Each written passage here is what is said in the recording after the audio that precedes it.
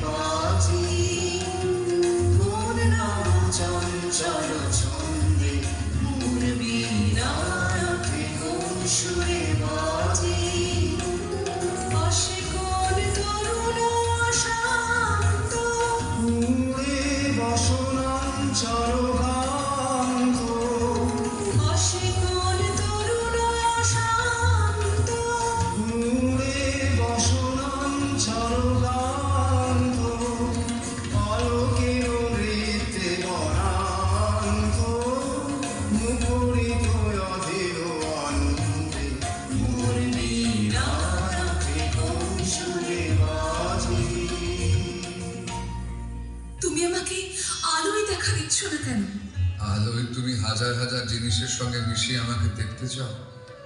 এই গভীর অন্ধকারে আমি তোমার একমাত্র হয়ে থাকি না কেন? সবাই তোমাকে দেখতে পায়, আমি রানী হয়ে দেখতে পাবো না? কে বললে দেখতে পায়? মূঢ় যারা তারা মনে করে দেখতে পাচ্ছি। তা হোক, আমাকে দেখা দিতেই হবে। সহ্য করতে পারবে না, কষ্ট হবে। সহ্য হবে না? তুমি বলো কি?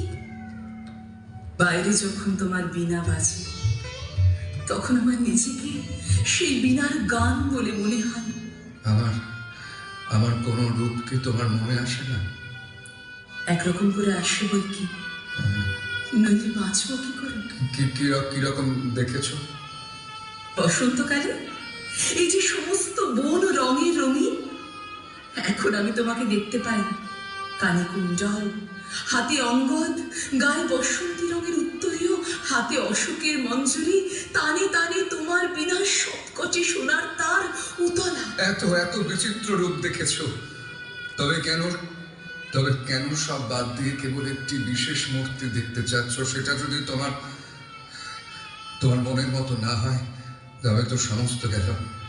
যেখানে আমি গাছপালা, পশু পাখি, মাটি পাথর সমস্ত দেখছি, সেখানেই তোমাকে দেখব।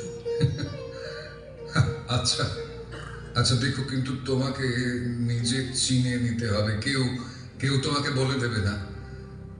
আমি চিনে নেব, লক্ষ লোকের মধ্যে চিনে নেব, ভুল হবে না।